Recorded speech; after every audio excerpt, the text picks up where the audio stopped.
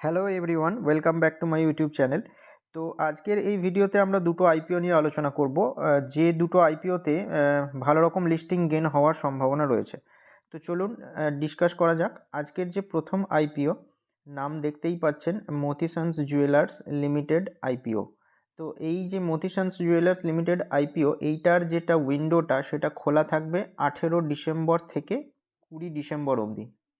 তো এই যে আইপিওটা, সেইটার কিন্তু যে বিল্ড ইস্যু সেটা হচ্ছে মোটামুটি 191.09 কোটি টাকার। আর যেটা ফ্রেশ ইস্যু সেটা হচ্ছে 2.75 কোটি টাকার।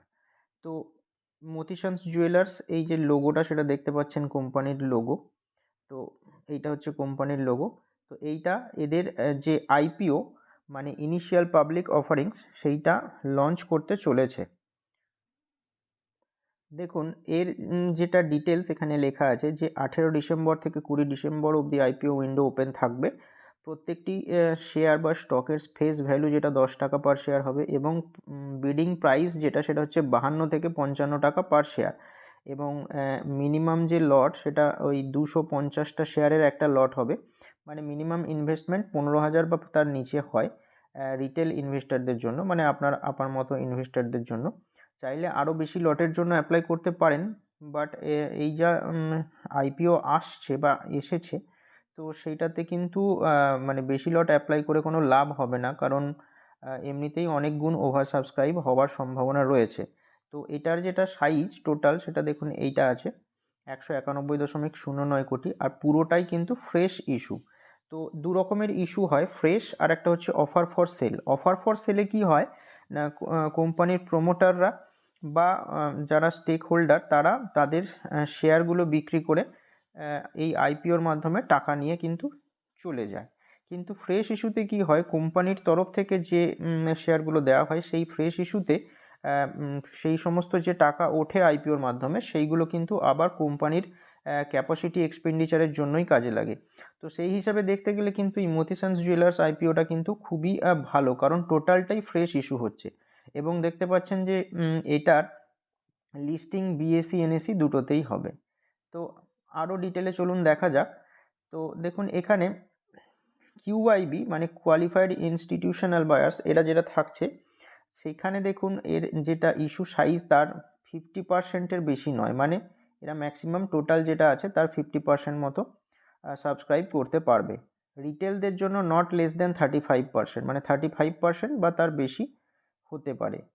আর এনআইআই বা এইচএনআই মানে হাই নেটওয়ার্থ ইনভেস্টরদের জন্য নট লেস দেন 15%। নেক্সট দেখুন, এইটার যেটা অ্যাঙ্কার ইনভেস্টর থাকে, অ্যাঙ্কার ইনভেস্টর কি বলে দিই। অ্যাঙ্কার ইনভেস্টর হচ্ছে যে এই সমস্ত আইপিওর সময় যে সমস্ত মানে ইনভেস্টর ভালো রকম টাকা মানে এখানে লাগায় আইপিওটাতে, অ্যাজ এ প্রোমোটারও বলতে পারেন। তো তাদের একটা নির্দিষ্ট ডেট অবধি কিন্তু এই আইপিওতে টিকে থাকতে হয়। তো এখানে দেখুন যেটা অ্যাঙ্কার ইনভেস্টররা আছেন, তাদের যে টাকাটা সেটা হচ্ছে মোটামুটি 36.30 কোটি টাকা। ঠিক আছে, এদের যেটা বিডিং ডেট সেটা স্টার্ট হচ্ছে মোটামুটি 15 ডিসেম্বর থেকে। তো 15 ডিসেম্বর থেকে এদের বিডিং স্টার্ট হচ্ছে, এবং শেয়ার কতগুলো অফার করা হচ্ছে এদেরকে দেখতেই পাচ্ছেন এখানে বক্সের মধ্যে। টোটাল অ্যামাউন্ট যেটা হচ্ছে 36.30 কোটি। তো এদের এই সমস্ত শেয়ারের যেটা 50% শেয়ার, তারা 30 দিন পর্যন্ত কিন্তু বিক্রি করতে পারবেন না। 50% শেয়ার 30 দিন পর, মানে 2 ফেব্রুয়ারি 2024, তারা চাইলে বিক্রি করতে পারেন। বিক্রি করতেই হবে এমন ব্যাপার নেই, চাইলে বিক্রি করতে পারেন।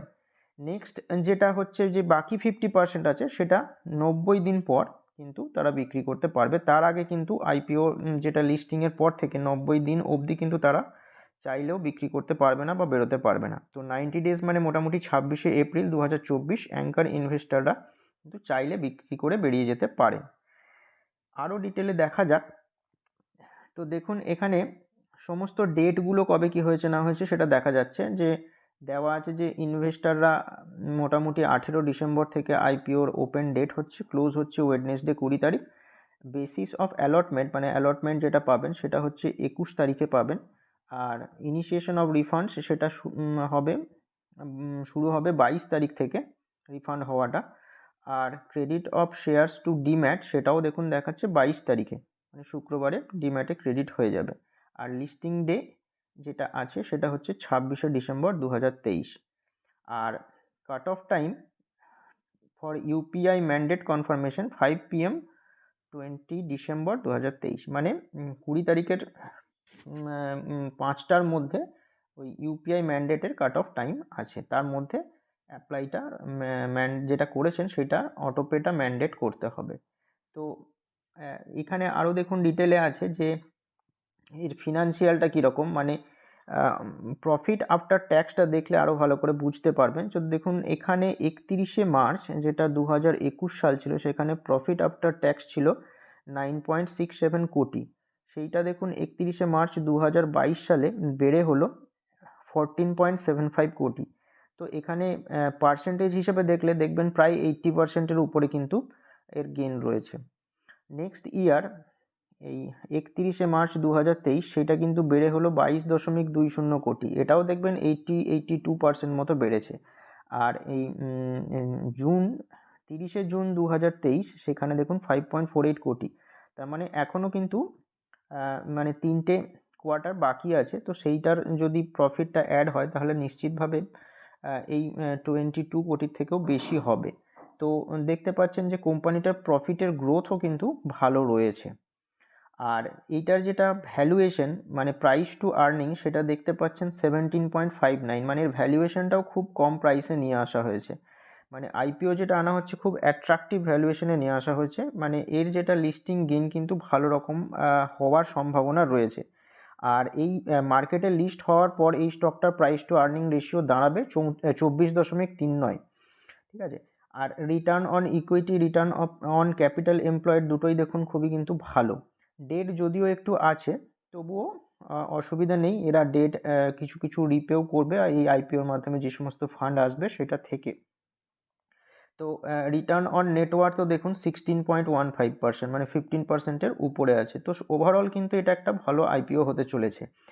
আর যেটা মেইন আমরা আইপিওতে দেখি সেটা হচ্ছে জিএমপি, এর জিএমপি ট্রেন্ড কীরকম রয়েছে। তো দেখুন গ্রে মার্কেট প্রিমিয়াম বা জিএমপি যেটা 10 তারিখে 0 টাকা ছিল সেটা কিন্তু ধীরে ধীরে দেখুন বাড়ছে, 11 তারিখে 60 টাকা, 12 তারিখে 60 টাকা, 13 তারিখে দেখুন বেড়ে 100 টাকা, এখন মানে 15 তারিখে কিন্তু জিএমপি 100 টাকা হচ্ছে। জিএমপি 100 টাকা মানে আলটিমেটলি 55 টাকা হচ্ছে কাট অফ প্রাইস আমাদের রিটেলারদের জন্য। তো সেইখান থেকে আরও 100 টাকা যদি অ্যাড করেন তাহলে মোটামুটি এস্টিমেটেড লিস্টিং প্রাইস যেটা দাঁড়াচ্ছে সেটা হচ্ছে 155 টাকা। তো সেইটা দেখুন 181.82%, সেটা হচ্ছে লিস্টিং প্রাইসটা, মানে গেনটা কিন্তু এত পার্সেন্ট হওয়ার সম্ভাবনা রয়েছে। তো বুঝতেই পাচ্ছেন যে এইটা কিন্তু খুব অ্যাট্রাকটিভ আইপিও, এটার জন্য কিন্তু অনেক লোকই অ্যাপ্লাই করবে, পাওয়ার আশাটা কিন্তু খুব কমই রাখতে হবে। তাই যদি পেতে চান তাহলে মাল্টিপল অ্যাকাউন্ট থেকে করতে হবে। মাল্টিপল অ্যাকাউন্ট মানে একই প্যানের এগেনস্টে যেন অ্যাকাউন্ট না হয়, বিভিন্ন প্যানের এগেনস্টে যদি অ্যাকাউন্ট হয় তাহলে কিন্তু বিভিন্ন জায়গা থেকে অ্যাপ্লাই করলে পাওয়ার চান্স থাকবে। নেক্সট যে আইপিও সেটা হচ্ছে আইনক্স ইন্ডিয়া লিমিটেড আইপিও।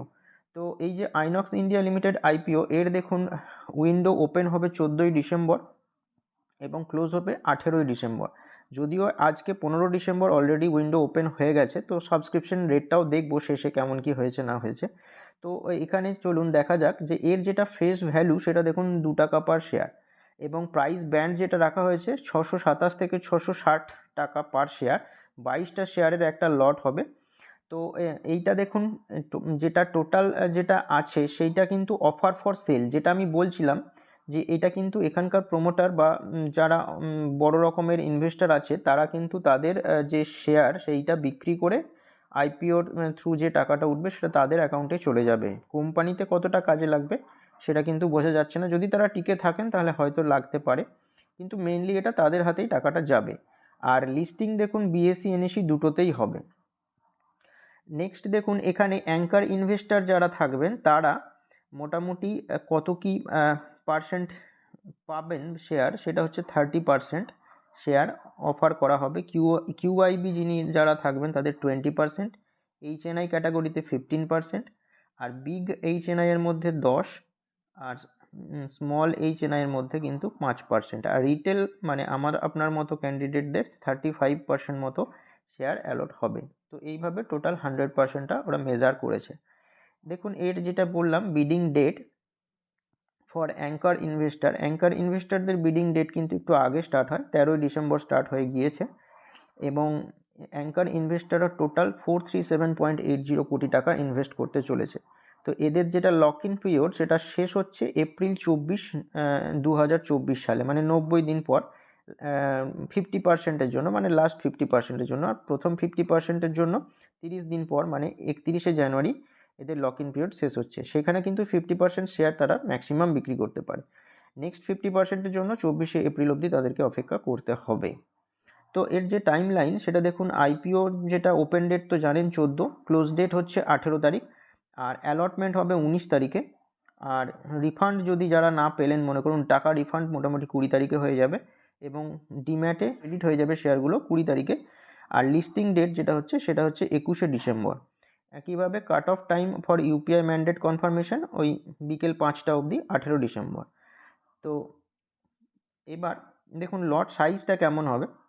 রিটেলদের জন্য ওই একটা লট 22টা শেয়ারের হবে, ইনভেস্টমেন্ট করতে হবে রিটেলারদের মোটামুটি 14,520 টাকা।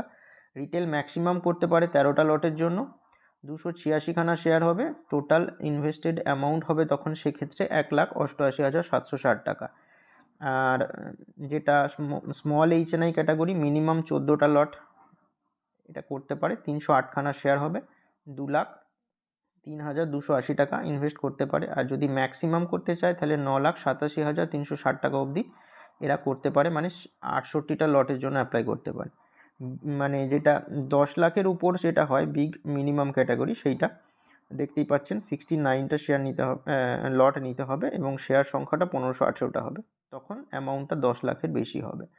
তো এরপরে চলুন দেখা যাক প্রোমোটারদের হোল্ডিং কেমন হবে বা কি আছে। দেখুন প্রোমোটার যারা ছিল আগে, এই আইপিও আসার আগে, তাদের হোল্ডিংয়ে 99.30% ছিল। এই যেটা বললাম, প্রোমোটাররা তাদের স্টেক বিক্রি করে এখান থেকে বেরিয়ে যাবে, মানে তারা টাকাটা পাবে আইপিও থেকে, যে টাকাটা উঠবে সেটা। তো দেখুন ওই প্রোমোটাররা হালকা করে আলটিমেটলি টাকাটা নিয়ে যখন বেরোবে, তখন বেরোনোর পর মানে আইপিওতে, মানে পোস্ট আইপিও বা ইস্যু, সেটা হয়ে যাবে 75.46%। যদিও এটা নিয়ম যে যে কোনো কোম্পানি লিস্ট হলে তার 2 বছরের মধ্যে কোম্পানির যেটা প্রোমোটারদের শেয়ার হোল্ডিং প্যাটার্নটা সেটা ম্যাক্সিমাম 75% মতো থাকতে পারবে। তো এখানে কোম্পানির প্রোমোটারদের নামও লেখা আছে, চাইলে আপনারা দেখতে পারেন। চলুন এবার এদের ফিনান্সিয়ালটা দেখা যাক। তো দেখুন 31শে মার্চ 2021 সালে এদের প্রফিট আফটার ট্যাক্স ছিল 96.11 কোটি টাকা, যেটা 31শে মার্চ 2022-এ হলো 130.50 কোটি টাকা। 31শে মার্চ 2023 সালে 152.71 কোটি টাকা। আর 30শে সেপ্টেম্বর 2023 অবধি প্রফিট আফটার ট্যাক্স 103.34 কোটি টাকা। এইটা কিন্তু সেপ্টেম্বর কোয়ার্টার অবধি প্রফিটটা নেওয়া হয়েছে, এখনও ডিসেম্বর আর মার্চ কোয়ার্টার বাকি আছে। তো সেইগুলো অ্যাড হলে বুঝতেই পারছেন যে প্রফিটের পরিমাণটা, প্রফিট আফটার ট্যাক্সটা কিন্তু এখান থেকে এখানে আরও বেশি দেখাবে। তো এইটারও দেখুন যে আইনক্স ইন্ডিয়া স্টকটা আছে, সেইটার প্রফিটের গ্রোথ কিন্তু ভালোই দেখা যাচ্ছে। তো এটার যেটা ভ্যালুয়েশন বা কেমন ভ্যালুয়েশনে এনেছে সেটা হচ্ছে প্রাইস টু আর্নিং রেশিও, এখানে দেখতে পাবেন যে 39.22, মানে এটা কিন্তু ভ্যালুয়েশন ভালোই আছে। আর এর যেটা পোস্ট পিই হবে সেইটা হবে কিন্তু 29। তো দেখুন এটা যেটা মার্কেট ক্যাপিটালাইজেশন সেটা হচ্ছে মোটামুটি 5,990.39 কোটি টাকার। Return on equity, return on capital employed দুটোই ভালো, ইপিএসও 16.83, এবং রিটার্ন অন নেটওয়ার্থও কিন্তু ভালো, 25%-এরও উপর, 27.79%। তো এই স্টকটাও মানে অ্যাজ এ আইপিও কিন্তু ভালোই দেখা যাচ্ছে, এরও মানে মার্কেটে এক্সপেকটেশন ভালো রয়েছে, মানে গেন হওয়ার। তো এখানে দেখুন যে বিভিন্ন ক্যাটাগরিতে সাবস্ক্রিপশন কেমন হয়েছে, মানে যেহেতু আজকে 15 তারিখ, 14 থেকে বিডিং স্টার্ট হয়েছে, তো সাবস্ক্রিপশন রেটটা দেখুন মোটামুটি দেখা যাচ্ছে যে ভালো রকম সাবস্ক্রাইব হয়েছে। রিটেলে 7.91%, স্মল এনআইআই ক্যাটাগরিতে 16.02, মানে যেটা 10 লাখের নিচে, আর অ্যাবভ 10 লাখ সেটা হচ্ছে মোটামুটি 10.56। এনআইআই দেখুন আছেন 12.38, আর কিউআইবি 0.16। তো রিটেল অলরেডি 8 গুণ ভর্তি হয়ে গেছে। ওভারঅল যদি দেখেন 6.65 টাইমস কিন্তু এই আইপিওটা সাবস্ক্রাইব হয়েছে। এর যেটা মানে জিএমপি সেইটা একটু দেখে নেওয়া যাক। দেখুন গ্রে মার্কেট প্রিমিয়াম 10 তারিখে কিছু ছিল না, 11 তারিখে বেড়ে 262, তারপর 12 তারিখে দেখুন আরও বেড়েছে 330 টাকা, 13 তারিখে 445 টাকা, আর 14 তারিখে 466, 15 তারিখ মানে আজকে দেখুন 485 টাকা গ্রে মার্কেট প্রিমিয়াম চলছে। মানে লিস্টিং প্রাইস যেটা হবে সেটা হচ্ছে যেটা আইপিও প্রাইস প্লাস জিএমপি, সেইটা মোটামুটি দাঁড়াচ্ছে 1145 টাকা, যেটা হচ্ছে 73.48% কিন্তু গেন হওয়ার সম্ভাবনা রয়েছে। এখন এটা এক্সপেক্টেড বা এস্টিমেটেড, অরিজিনালি কত টাকায় লিস্টিং হয় সেটাই দেখা। তবে এই দুটো আইপিও কিন্তু অ্যাজ এ মানে গ্রে মার্কেট প্রিমিয়াম হিসেবে দেখলে ভালোই কিন্তু গেন হওয়ার সম্ভাবনা রয়েছে। আপনারা কি করবেন বা কি করতে চলেছেন সেটা পারলে কমেন্টে জানাবেন। আর 20 তারিখের পর কি হলো, মানে 18 বা 20 তারিখের পর কি হলো পেলেন কিনা অবশ্যই কমেন্টে জানাবেন।